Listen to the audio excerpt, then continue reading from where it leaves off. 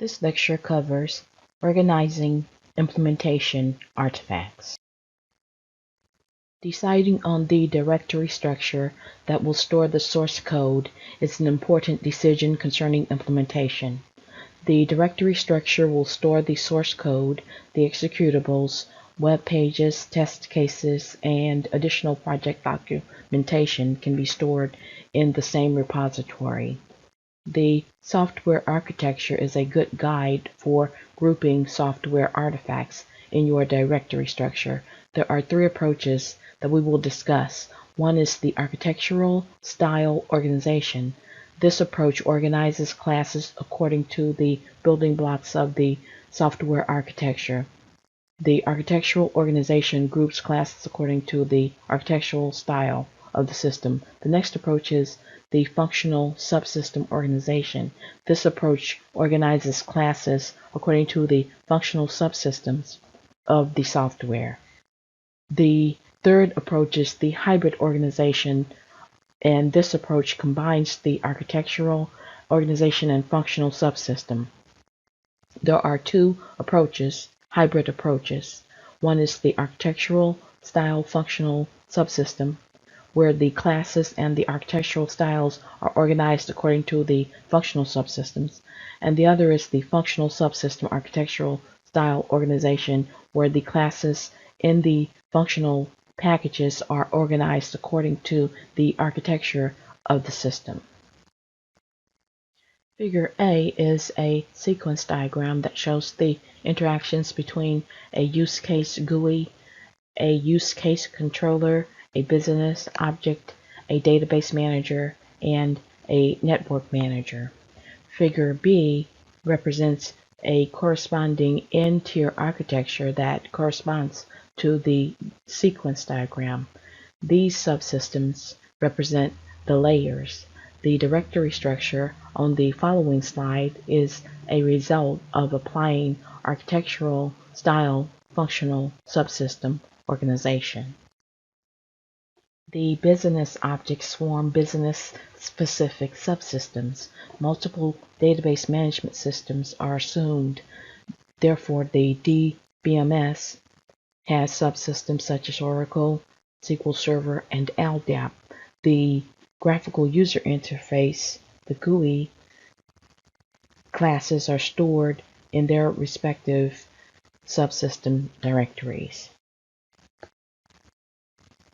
The classes shown on the design class diagram are mapped to classes coded during implementation. Sequence diagrams map to the methods used when coding classes. Team members are assigned to implement and test classes shown in the DCD.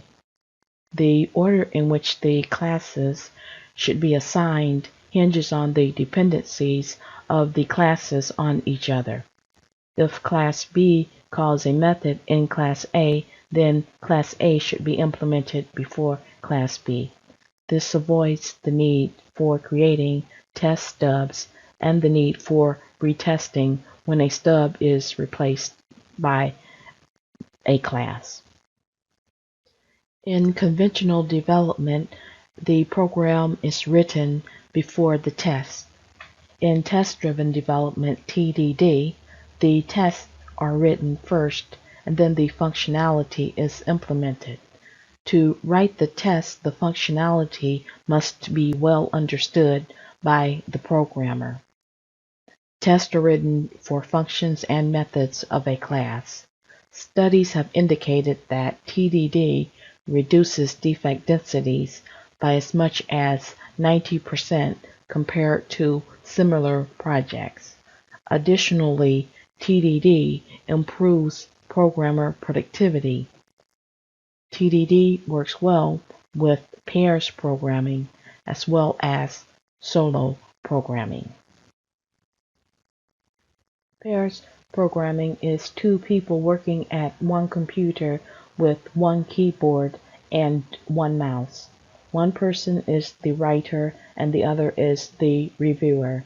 The writer implements the agreed upon ideas and the reviewer checks the code for correctness, completeness, consistency, and provides improvement suggestions. The role switches as agreed upon.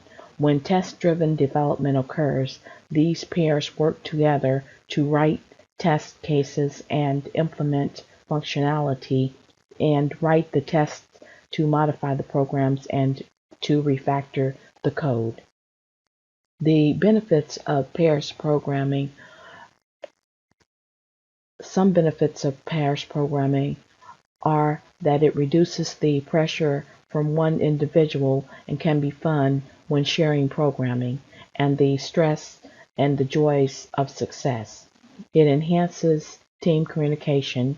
It helps the team to understand the system better. It improves productivity and software quality. It enhances collaboration and understanding between team members, and then it allows team members to learn from each other. Pairs programming provides more efficient, simpler, faster solutions because of creative discussions that occur during problem solving.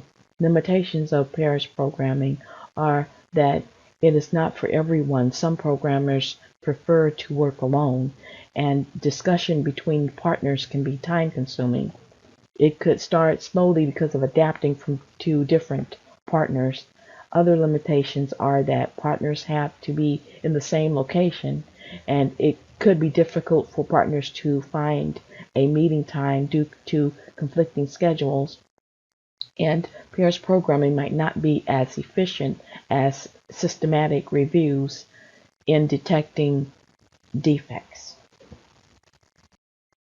Before test-driven development begins, code skeletons for classes are implemented. Each skeleton contains all functions, including the get and set functions. Each function has an empty body. The class skeleton can be generated from the design class diagram. Code skeletons are used in test-driven development to determine the test coverage criteria. Next, the features are implemented and prioritized such that the feature with the highest priority is implemented first. The programmer implements the features and runs the test and modifies the program to remove errors and retest the program. TDD requires that the programmer implements testable features and understands the functionality required. TDD produces high-quality code because the tests are constantly executed, and it helps detect and remove defects. TDD focuses on functionality but also addresses quality aspects such as the structure of the program, its readability, and also refactoring. TDD facilitates debugging because of the incremental implementation of features, and which simplifies finding and fixing errors. There are potential problems with TDD. Test cases may be too weak to ensure the program was actually implemented as desired. Test cases may be too focused and to the point that it overlooks cases that might cause the program to crash. The maintenance of the test scripts could become a nightmare. Some Agile principles that apply to implementation are small incremental releases, iterate, and focus on frequent delivery of software products. Agility is distinguished by the development of small incremental releases. This reduces the risk of requirements misconception. Small incremental releases enable easy change of the software in response to user feedback. It also reduces the user's learning curve.